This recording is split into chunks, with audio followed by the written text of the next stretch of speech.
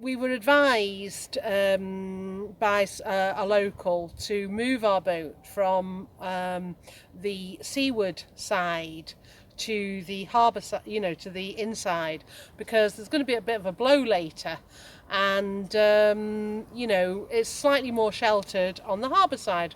So we decided to do that, and Bev's put the boat into reverse, and all of a sudden it started juddering.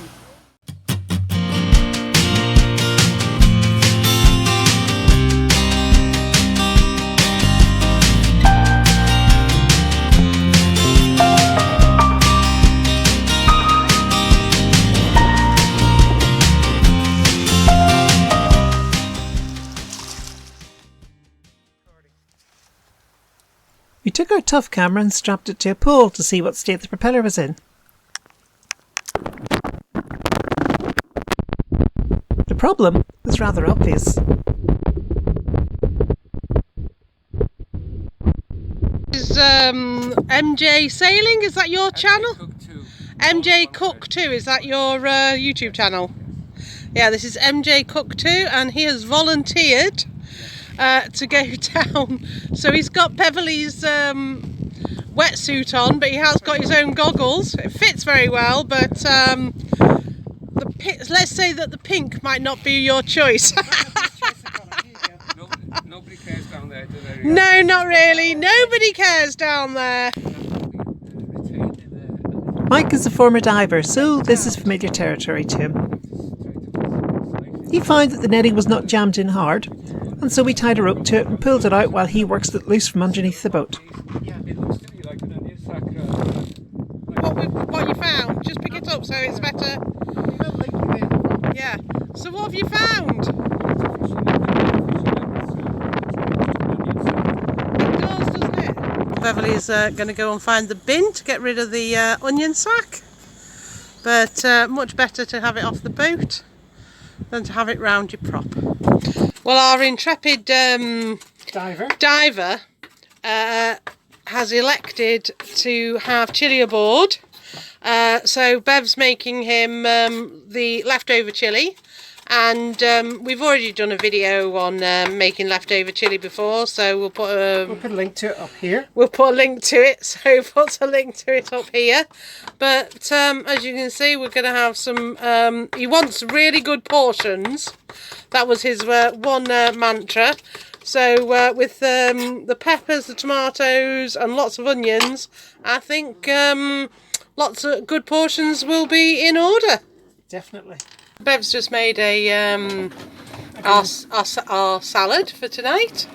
And she just sprinkles it with balsamic vinegar And basil and olive oil. And basil and olive oil, just to so that's the salad that we're going to put out.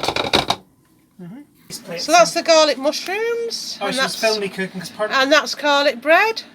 So actually, and the they're curry, mushrooms and black pepper. Oh, that's mushrooms and black pepper, and then our garlic bread.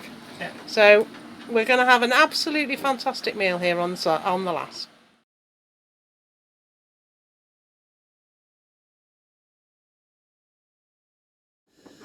Well, if you listen, this is what the sound of a boat sounds like when there's a bit of a hoolie going on outside. Bev's adjusted the lines at least 3 times, going out in her mullions because that was the right thing to be wearing. I'm trying to sleep, and to be honest, I'm failing miserably. And Beverly's just not even trying, are you, Bev? Nope, I'm not wasting the effort on it. Bev's not wasting the effort to try and sleep. But yeah, it's what's commonly known as a bit of a rock and roll. Absolutely. And this isn't even a hurricane or a got a name on it, but it's certainly blowy enough for my liking. Whoa, I can see your reflected strips, Bev. I'm sure you can. Well, Bev's gone back into her mullions again. Yeah, it seems to have got worse out there, so I'm going to go out and check things. Yeah. To be honest, it's sort of night. The lines can carry away or things like that, but I got absolutely soaked the last time I was out. Yeah, she did. Came in absolutely dripping wet. But I mean, so that's because the rain is not actually hitting the deck; it's going vertical. Whoa, girl! Oh, that's better. I'll just get everything settled down before I go out. Yeah, well, she's just going to have another go at seeing what she can do.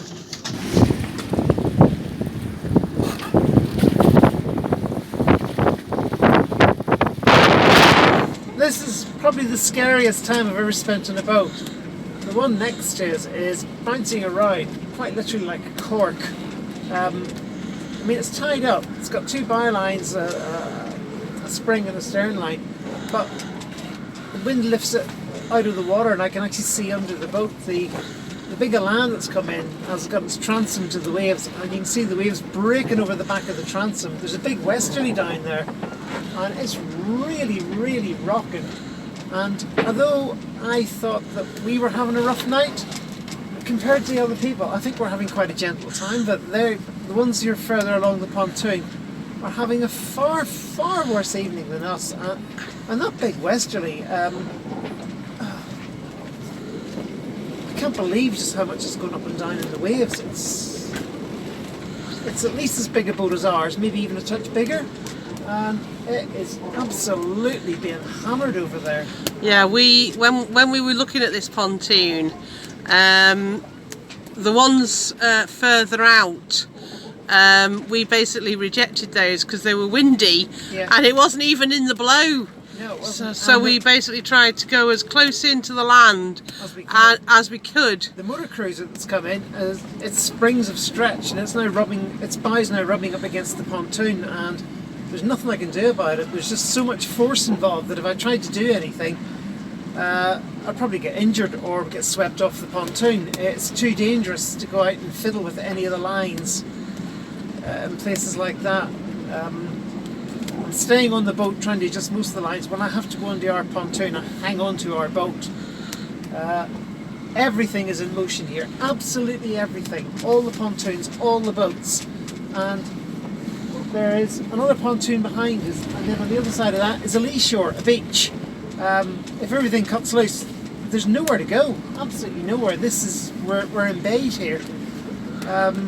And you couldn't go out even if you wanted to, because you get swept onto rocks in the entrance. You couldn't even get out. You couldn't even get out of here, Bev, because Bev, when we moved the boat because we were on the other side of the pontoon earlier, and there was nowhere near as much wind as there is now, and it was really difficult to manoeuvre the boat, wasn't it, Bev? It was very difficult, particularly with an onion sack wrapped around the propeller.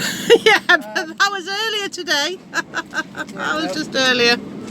Just to keep us all going well. Well, I'm going to have another attempt to go to sleep. God, I really don't think I'm going to be able to do it. I mean, so you can hear the boat just snatching, and in a ropes, and Bev's outside again. You know, she's doing her little best, but honest to goodness, it's just really, really bad here. Well, Bev came down like a whirlpool,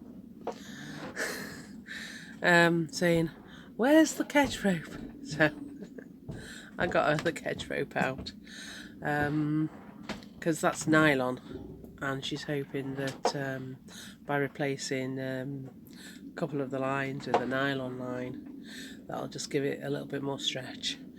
So we'll see what happens, but I'm going to attempt number 3 to go to sleep. I don't think it's going to be a good attempt, to be honest. By morning, things had improved considerably, although it was still windy. So what Beverly did in the middle of the night was she put on our, it's actually our nylon road, which is for our spare anchor, but she put that on, and because the nylon road has got stretch, Salty Lass stopped snatching, which meant that she was in the slip a lot better, but damage wise I don't know if you can see it, but this fir lead has been pulled out slightly. So what we're going to have to do with that is unscrew it and just have a look at the fiberglass just below it. But it has been pulled out by the constant yanking, and you can see just how much it's been pulled there. So that's some of the damage. It's not really damage, but it's just there's a black strip on the pontoons here, and we've certainly got an awful lot of black which we've got to put off the benders, but we've only got a little bit of transfer onto salty salass, so it's just the fenders that have got it in the neck rather than that. Big Blue, his wire needs sorting out, so that's got to be done. But anyway, we're down here at Islay, much nicer day.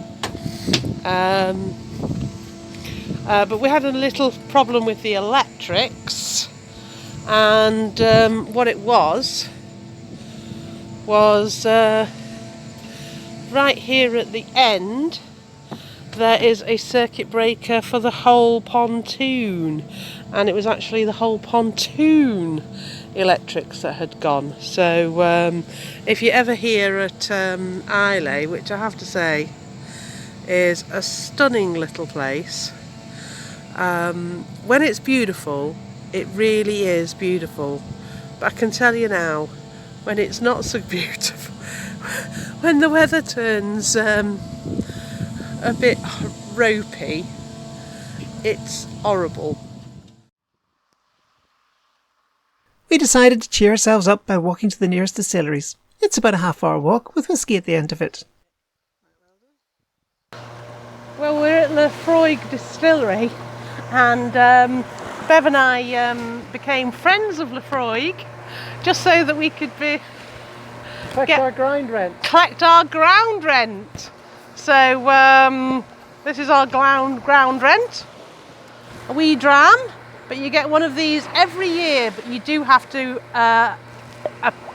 come down to the distillery to get it. But I think I'll enjoy that later. Yeah. We spent a bit too long at Lefroy, so Lagavulin was shut when we arrived.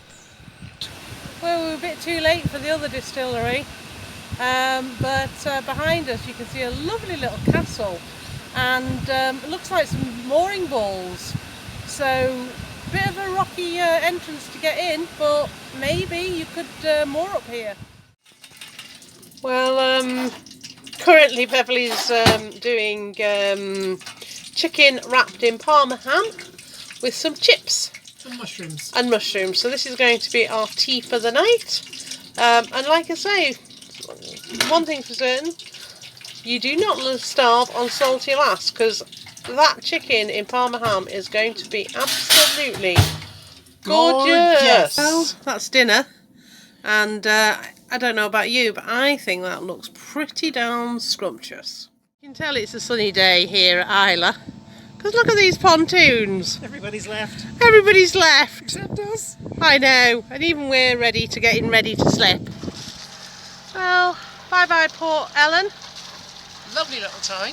Yeah, and apparently there's another distillery we didn't even know about, so if you do come here, it's definitely whiskey galore. Not too sure if that one is whiskey, but we'll find out. Oh, Gaynor, it's a distillery. I know, but it could be beer. What?